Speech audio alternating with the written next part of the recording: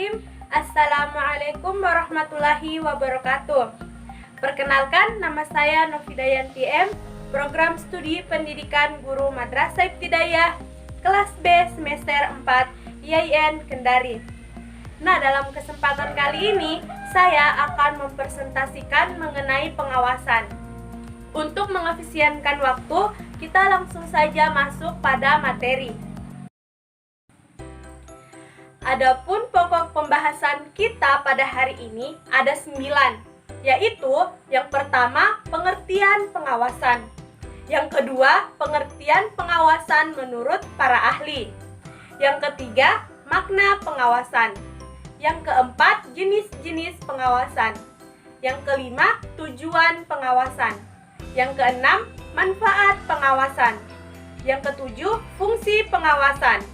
Yang kedelapan, prinsip-prinsip pengawasan. Dan yang kesembilan, tahap-tahap pengawasan. Langsung saja, yang pertama ada pengertian pengawasan. Pengawasan ialah sebuah proses untuk memastikan bahwa semua aktivitas yang terlaksana telah sesuai dengan apa yang telah direncanakan sebelumnya. Pengawasan juga dapat diartikan sebagai suatu proses untuk menetapkan pekerjaan apa yang sudah dilaksanakan, menilainya, dan mengoreksi bila perlu, dengan maksud supaya pelaksanaan pekerjaan sesuai dengan rencana semula. Baiklah, sekarang kita masuk pada pokok pembahasan yang kedua, yaitu pengertian pengawasan menurut para ahli. Yang pertama, menurut Sondang P. Siagian, pengawasan adalah proses pengamatan daripada pelaksanaan seluruh kegiatan organisasi untuk menjamin agar supaya semua pekerjaan yang sedang dilaksanakan berjalan sesuai dengan rencana yang telah ditentukan sebelumnya. Yang kedua, menurut Sarwoto, pengawasan adalah kegiatan manajer yang mengusahakan agar pekerjaan-pekerjaan terlaksana sesuai dengan rencana yang ditetapkan dan hasil yang dikehendaki. Yang ketiga, menurut Sujamto, pengawasan adalah segala usaha atau kegiatan untuk mengetahui dan menilai kenyataan yang sebenarnya mengenai pelaksanaan tugas dan kegiatan, apakah sesuai dengan yang semestinya atau tidak. Baiklah, sekarang kita masuk pada pokok pembahasan kita yang ketiga, yaitu makna pengawasan. Dari beberapa definisi pengawasan yang tadi sudah saya jelaskan, dapat kita ambil beberapa makna inti tentang pengawasan, yaitu yang pertama, pengawasan merupakan proses kegiatan pengamatan terhadap seluruh kegiatan organisasi. Yang kedua, melalui pengawasan, kegiatan-kegiatan di dalam organisasi akan dinilai apakah berjalan sesuai dengan rencana atau tidak. Dan yang ketiga, pengawasan adalah salah satu fungsi dan wewenang pimpinan pada berbagai tingkatan manajemen di dalam suatu organisasi. Sekarang kita masuk pada pokok pembahasan yang keempat, yaitu jenis-jenis pengawasan. Ada beberapa jenis pengawasan yang dapat dilakukan, diantaranya sebagai berikut. Yang pertama, pengawasan internal, intern dan eksternal atau extern. Pengawasan internal ialah pengawasan yang dilakukan oleh orang ataupun badan yang ada terdapat di dalam lingkungan unit organisasi atau lembaga yang bersangkutan. Sedangkan pengawasan eksternal ialah pengawasan atau pemeriksaan yang dilakukan oleh unit pengawasan yang ada di luar unit organisasi atau lembaga yang diawasi. Yang kedua, ada pengawasan preventif dan represif. Pengawasan preventif ialah lebih dimaksudkan sebagai suatu pengawasan yang dilakukan pada kegiatan sebelum kegiatan itu dilaksanakan. sehingga dapat mencegah terjadinya kegiatan yang menyimpang. Misalnya, pengawasan tersebut dilakukan oleh pemerintah supaya untuk menghindari adanya penyimpangan-penyimpangan pelaksanaan keuangan negara yang membebankan atau merugikan negara.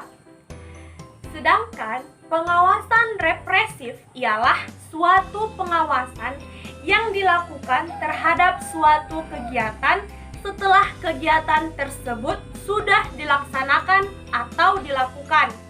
Misalnya, pengawasan represif dilakukan pada akhir tahun anggaran, yang dimana anggaran yang telah ditentukan lalu disampaikan laporannya. Yang ketiga, pengawasan aktif dan pasif. Pengawasan aktif atau dekat ialah pengawasan yang dilaksanakan sebagai dari bentuk pengawasan yang dilakukan di tempat kegiatan yang bersangkutan. Sedangkan pengawasan pasif atau jauh ialah suatu pengawasan yang dilakukan misalnya melalui penelitian serta pengujian terhadap surat-surat atau laporan-laporan pertanggungjawaban yang disertai dengan berbagai bukti penerimaan maupun bukti pengeluaran. Yang keempat, pengawasan kebenaran formil. Pengawasan kebenaran formil ialah pengawasan menurut hak dan pemeriksaan kebenaran material mengenai maksud serta tujuan pengeluaran. Sekarang kita masuk pada pokok pembahasan yang kelima, yaitu tujuan pengawasan. Adapun tujuan pengawasan yaitu yang pertama, menjamin ketetapan pelaksanaan tugas sesuai dengan rencana tersebut, kebijaksanaan dan perintah. Yang kedua, melaksanakan koordinasi kegiatan-kegiatan. Yang ketiga, mencegah pemborosan dan penyelewengan. Yang keempat, menjamin terwujudnya kepuasan masyarakat atas barang dan jasa yang dihasilkan. Yang kelima, membina kepercayaan masyarakat terhadap kepemimpinan organisasi atau pemerintah. Baik, sekarang kita masuk pada pokok pembahasan yang keenam, yaitu manfaat pengawasan. Adapun menurut Terry mengatakan di mana manfaat dari pengawasan ialah relatif dan tergantung dari pentingnya kegiatan itu, sumbangan yang dibuat, serta besarnya organisasi. Sekarang kita masuk pada pokok pembahasan yang ketujuh, yaitu fungsi pengawasan. Fungsi pengawasan ini terbagi menjadi beberapa bagian, di antaranya yaitu yang pertama, untuk menilai apakah setiap unit-unit telah melakukan kebijaksanaan dan prosedur yang menjadi tanggung jawabnya masing-masing. Yang kedua, untuk menilai apakah surat-surat atau laporan yang dihasilkan telah menggambarkan kegiatan-kegiatan yang sebenarnya secara cermat maupun tepat. Yang ketiga, untuk menilai apakah pengendalian manajemen sudah cukup memadai dan dilaksanakan secara efektif. Yang keempat, untuk meneliti apakah kegiatan sudah terlaksana secara efektif atau mencapai tujuan yang telah ditetapkan sebelumnya. Dan yang kelima, untuk meneliti apakah kegiatan sudah dilaksanakan secara efisien. Jadi, dapat kita simpulkan bahwa fungsi pengawasan ialah untuk memberikan nilai, analisis, merekomendasikan, serta menyampaikan hasil surat atau laporan sehubungan dengan bidang pekerjaan organisasi atau lembaga yang telah diteliti. Baik, sekarang kita lanjut pada pokok pembahasan yang ke-8, yaitu prinsip-prinsip pengawasan. Untuk mendapatkan suatu sistem pengawasan yang efektif, maka perlu dipenuhi beberapa prinsip pengawasan. Dua prinsip pokok yang merupakan suatu sistem pengawasan yang efektif. Prinsip pokok pertama merupakan suatu keharusan. Rencana itu merupakan standar atau alat pengukur daripada pekerjaan yang dilaksanakan oleh bawahan. Demikian pun prinsip pokok kedua merupakan suatu keharusan yang perlu ada agar sistem pengawasan itu memang benar-benar dapat efektif dilaksanakan. Selain kedua prinsip pokok yang tadi, maka suatu sistem pengawasan haruslah pula mengandung prinsip-prinsip sebagai berikut. Yang pertama, dapat mereflektir sifat-sifat dan kebutuhan-kebutuhan dari kegiatan yang harus diawasi. Yang kedua, dapat dengan segera melaporkan penyimpangan-penyimpangan. Yang ketiga, dapat mereflektir pola organisasi. Yang keempat, dapat dimengerti. Yang kelima, dapat menjamin diadakannya tindakan korektif.